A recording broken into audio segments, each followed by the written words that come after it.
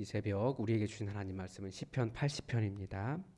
시편 80편 1절에서 19절까지의 말씀입니다. 시편 80편 1절부터 19절까지의 말씀을 다 함께 받들어 읽겠습니다. 표제부터 읽겠습니다. 아삽의 시 인도자를 따라 소사님 에두세 맞춘 노래. 요셉을 양떼같이 인도하시는 이스라엘의 목자여 귀를 기울이소서. 그룹 사이에 좌정하신 이여 빛을 비추소서. 에브라임과 베냐민과 므낫세 앞에서 주의 능력을 나타내사 우리를 구원하러 오소서. 하나님이여 우리를 돌이키시고 주의 얼굴 빛을 비추사 우리가 구원을 얻게 하소서. 만군의 하나님 여호와여 주의 백성의 기도에 대하여 어느 때까지 노하시리이까. 주께서 그들에게 눈물의 양식을 먹이시며 많은 눈물을 마시게 하셨나이다. 우리를 우리 이웃에게 다툼거리가 되게 하시니 우리 원수들이 서로 비웃나이다. 만군의 하나님이여 우리를 회복하여 주시고 주의 얼굴의 광채를 비추사 우리가 구원을 얻게 하소서. 주께서 한 포도나무를 애굽에서 가져다가 민족들을 쫓아내시고 그것을 심으셨나이다. 주께서 그 앞서 가꾸셨으므로 그 뿌리가 깊이 박혀서 땅에 가득하며 그 그늘의 산들을 가리고 그 가지는 하나님의 백향목 같으며 그 가지가 바닥까지 뻗고 넝쿨이 강까지 미쳤거늘 주께서 어찌하여 그 담을 허시사 길을 지나가는 모든 이들이 그것을 따게 하셨나이까. 숲속의 멧돼지들이 상해하며 들 짐승들이 먹나이다. 만군의 하나님이여 구하옵나니 돌아오소서. 하늘에서 굽어부시고 이 포도나무를 돌보소서. 주의 오른손으로 심으신 줄기요 주를 위하여 힘있게 하신 가지니이다. 그것이 불타고 배임을 당하며 주의 면책으로 말미암아 멸망하오니 주의 오른쪽에 있는 자 곧 주를 위하여 힘있게 하신 인자에게 주의 손을 얹으소서. 그리하시면 우리가 주에게서 물러가지 아니하오리니 우리를 소생하게 하소서. 우리가 주의 이름을 부르리이다. 만군의 하나님 여호와여 우리를 돌이켜 주시고 주의 얼굴의 광채를 우리에게 비추소서. 우리가 구원을 얻으리이다. 아멘. 오늘 이 시편은 계속해서 이스라엘의 어떤 집단적인 고난 상황에서 그렇게 하나님께 왜 우리를 이렇게 고난당해 하십니까? 라고 하는 기도와 그리고 우리를 이제 회복시켜 주십시오라고 하는 구원의 간구, 공동체적인 간구를 담고 있습니다. 하나님께서 하나님의 백성을 인도하시는 분이신데 왜 고난을 당하게 하시는가? 사실 우리도 고난은 그리스도인에게 그리고 모든 사람들에게 아주 큰 주제입니다. 그래서 불교에서 하나님 없는 상태에서 이 세상을 관찰했을 때 불교에서 이 세상은 전부 다 고로 가득 차 있다. 고난으로 가득 차 있다라고 말할 정도로 정말 고난이라고 하는 것은 인생의 아주 큰 주제 중에 하나입니다. 하나님께서 왜 이스라엘을 고난당하게 하시는가? 그 이스라엘의 고난을 통해서 사실 우리의 고난도 좀 생각해 볼 수 있습니다. 먼저 하나님께서 이스라엘을 고난당하게 하시는 것은 하나님의 뜻이 아니다라는 말씀을 여러 번 성경에서 하십니다. 그런데 가장 중요한 것은 왜 고난을 주시느냐? 그 고난을 통해서라도 하나님께로 돌아오라고 하나님께로 돌아오기를 원하시는 하나님의 메시지이십니다. 못 들으니까 하나님의 말씀에 순종하지 않으니까 옆구리에 채찍을 두시는 거죠. 그래서 그렇게 하나님께 돌아오도록 하나님께서 하시는 겁니다. 그리고 신약 성경으로 갈수록 무슨 이야기를 하냐면 이번에는 하나님의 백성으로 하나님의 뜻을 따라 살다 보면 고난을 당하게 되어 있다라는 거죠. 그래서 사도 바울 같은 경우, 예수님 같은 경우 다 하나님의 뜻을 성취하기 위해서 묵묵히 더 그렇게 살지 않아도 되는 사람들인데 그렇게 되지 않아도 살아도 되는 분들이신데 하나님의 뜻을 이루기 위해서 그렇게 고난을 당했다라고 이야기합니다. 고난으로 들어간 겁니다. 그리고 또 하나는 우리가 크게 기억하고 있어야 되는 건데 이 세상은 우리가 예수 믿는 순간 하나님 나라가 되었지만 동시에 아직까지 깨어진 하나님 나라라는 거죠. 그래서 이 세상은 깨어진 하나님 나라이기 때문에 우리가 회복해야 될 하나님 나라의 영역이 훨씬 더 많다라는 겁니다. 그래서 고난을 보면 이것이 깨어진 하나님 나라구나라는 것을 생각하고 그것을 오히려 우리의 사역의 대상으로 삼고 더 그 일을 위해서 기도하게 되고 주변 세계를 계속 하나님 나라로 바꿔가는 일들이 우리가 해야 될 일이기 때문에 사명을 깨닫게 하는 것이 또한 고난이기도 합니다. 이런 고난은 그 그리스도인이라고 해서 없는 것이 아닙니다. 성경은 그 고난을 어떻게 설명하고 있냐면 그래도 많은 고난이 어느 정도 경계를 넘어오지 못하게 하나님께서 막아주고 계신다라고 하는 그런 설명을 합니다. 뭐냐면 바다의 모습으로 설명해요. 그러니까 바다의 파도가 계속해서 이렇게 땅을 넘어오려고 넘실넘실합니다. 그러니까 파도가 치는 우리 파도라고 생각하지만 하나님은 그 성경은 고난이 계속해서 땅을 넘어오려고 그러니까 우리의 영역을 넘어오려고 이렇게 하는데 하나님께서 그 경계를 정하셔서 아무리 넘어오려고 해도 넘어오지 못하는 선은 정하셨다라는 거죠. 이게 하나님의 권능이다.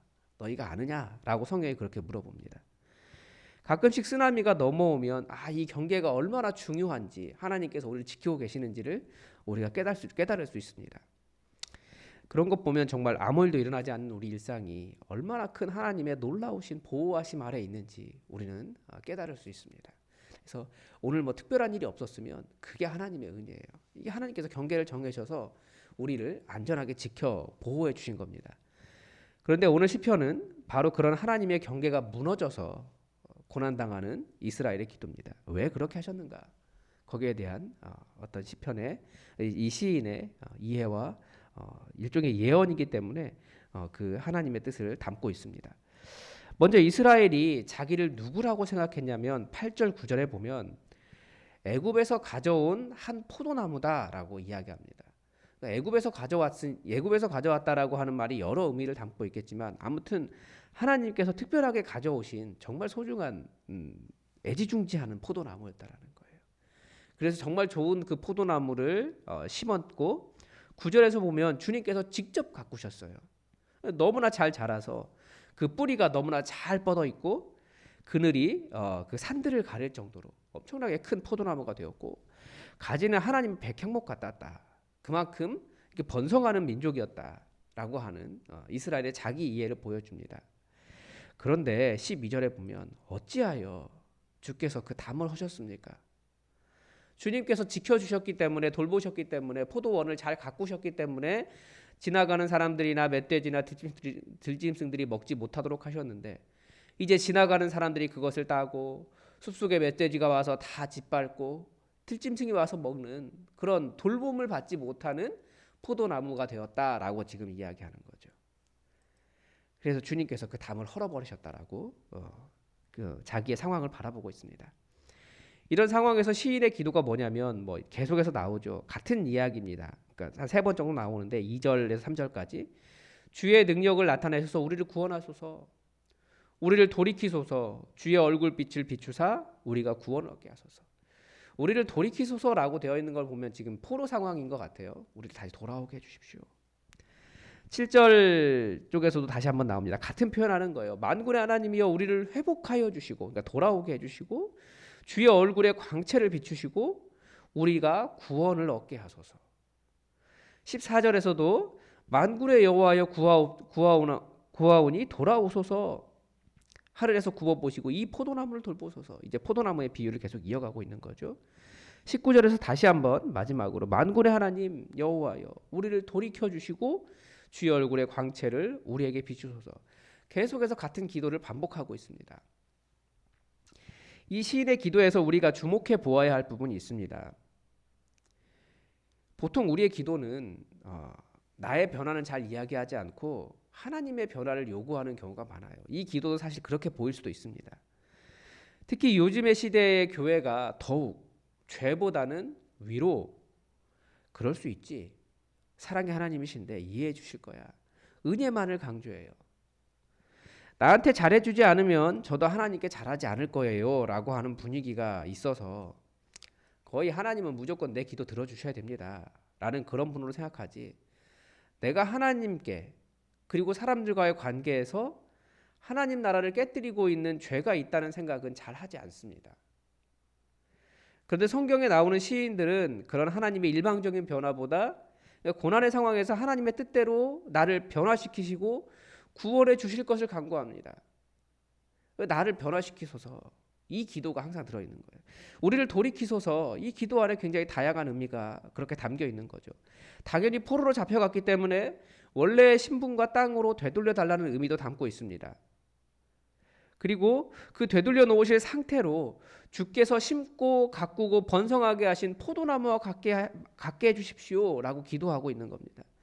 그러니까 지금 이 시인의 기도 속에서 가장 행복했던 때 바로 하나님께서 심으신, 가꾸신, 번성하게 하신 그 상태, 하나님께서 돌보아 주시는 그 상태를 가장 좋은 상태라고 지금 이야기하고 있는 거예요.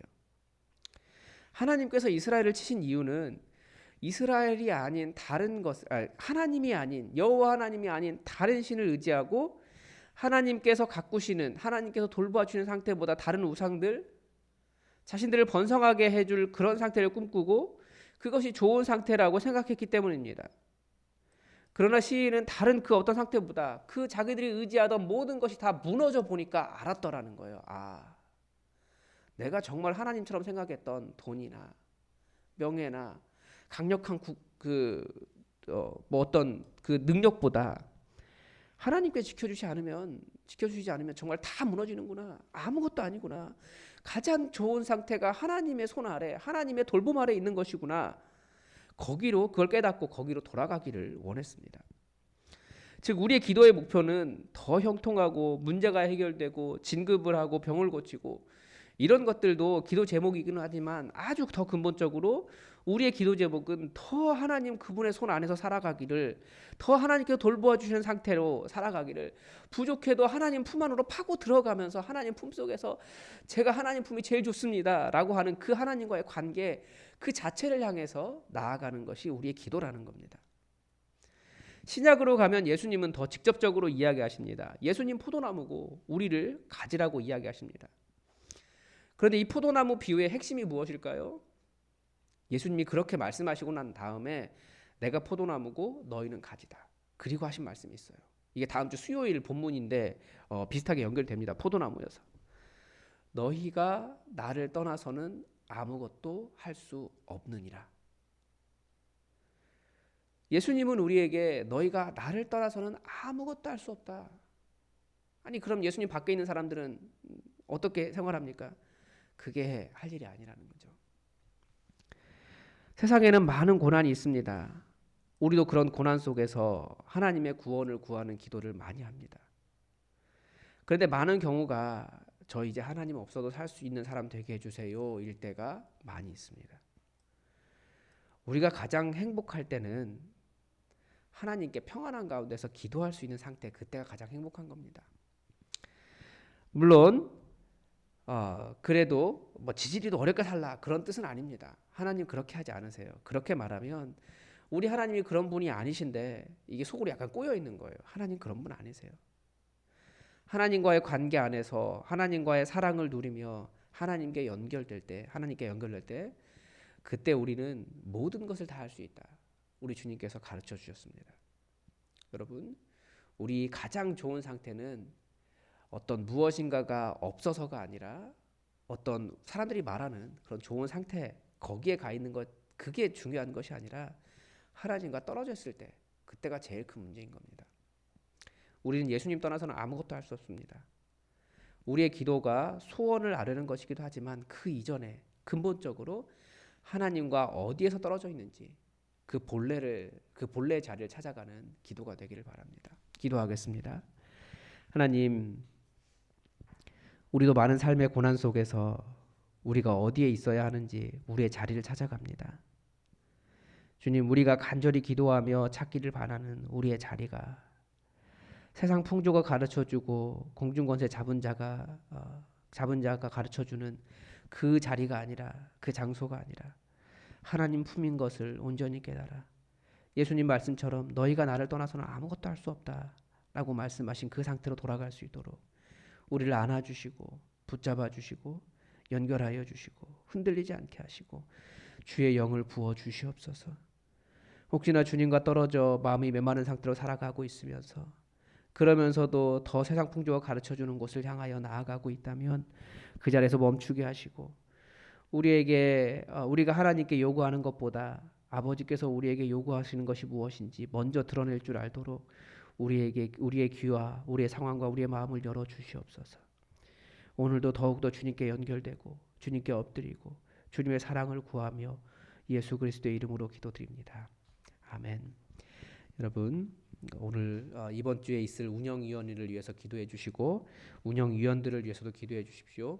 우리 교회가 우리 성도들이 일하는 교회로 그렇게 만들어 가고 있는데 우리 교회가 그 뜻을 잘 이어가서 정말 교회의 주인이 누구인지 제대로 예수 그리스도를 머리로 하고 또 우리 모두가 다 깨어 있는 성도로 살아갈 수 있도록 여러분 함께 기도해 주시기 바랍니다. 그리고 또 여러분의 기도 제목 가지고 기도하시고 주님께서 어디로 부르시는지 그 자리를 찾아가시기 바랍니다. 다 함께 기도하겠습니다.